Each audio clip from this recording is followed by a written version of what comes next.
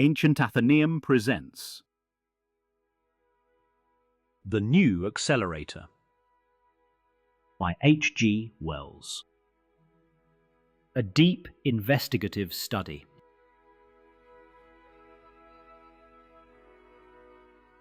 The New Accelerator is one of H.G. Wells's most playful scientific fantasies and one of his most unsettling.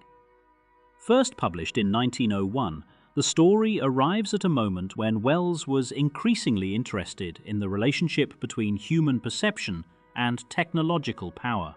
Rather than imagining machines that conquer space or time, Wells imagines a device that alters the experience of time itself, exposing the psychological and moral consequences of moving faster than the world around you. The premise is deceptively simple. A chemist, experimenting with compounds that affect metabolism, develops a substance that dramatically accelerates human movement and perception. To the user, the world slows almost to stillness. People freeze mid-gesture, flames hang motionless, sound collapses into silence. Wells does not treat this as a triumph. From the beginning, the story is framed as an intimate recollection between friends, casual, humorous, almost boastful. The narrator speaks with amused confidence, inviting the reader to share in the novelty of the experiment. This tone is deliberate. Wells understands that wonder often arrives wrapped in laughter, making its dangers easier to overlook. When the accelerator is tested, Wells shifts into meticulous sensory description. Movement becomes effortful. The ground resists. Objects feel heavy, as if reality itself were thickened. Wells emphasizes that speed does not grant ease, it demands adaptation.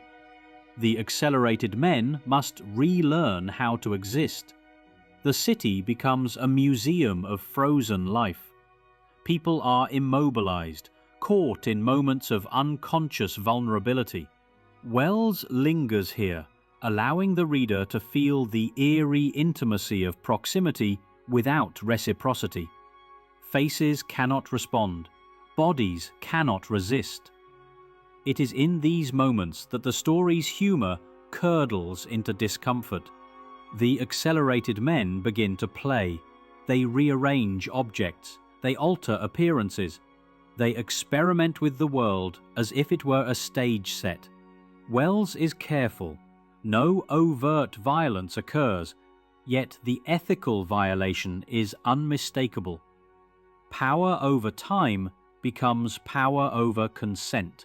The story's most revealing moment occurs not in action, but in reflection. The narrator casually acknowledges the temptation to go further, to exploit the advantage fully, and then moves on. Wells offers no lecture. He allows understatement to carry the moral weight.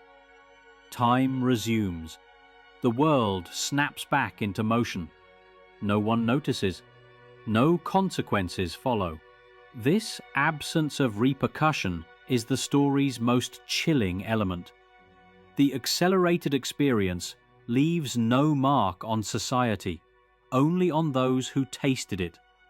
The injustice goes unrecorded. The imbalance vanishes without trace. Symbolically, the New Accelerator is a meditation on modernity itself. Technology, Wells suggests, creates asymmetries of experience. Some move faster, economically, politically, technologically, while others remain trapped in slower rhythms. Those who move faster are tempted to manipulate the world, not out of cruelty, but convenience. Wells also anticipates the psychological alienation of speed. The accelerated men are isolated, unable to communicate with the frozen world. Speed becomes loneliness. Power becomes separation. Stylistically, the story is brisk, precise, and deceptively light.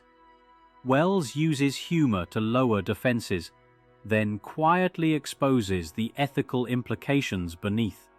The prose itself mimics the story's theme, quick, efficient, and leaving unease in its wake. In the end, the new Accelerator offers no catastrophe, no correction, no moral reckoning. The invention is shelved. The experience is remembered fondly. Life continues. And that is Wells's warning. The greatest dangers of technological power are not always visible in collapse or disaster. Sometimes they are contained in private advantages, unexamined pleasures, and the assumption that if no one noticed, no harm was done. In a world increasingly obsessed with speed, the new Accelerator remains a quiet, unnerving reminder. Moving faster does not make us wiser. It only gives us more time to misuse what others cannot see.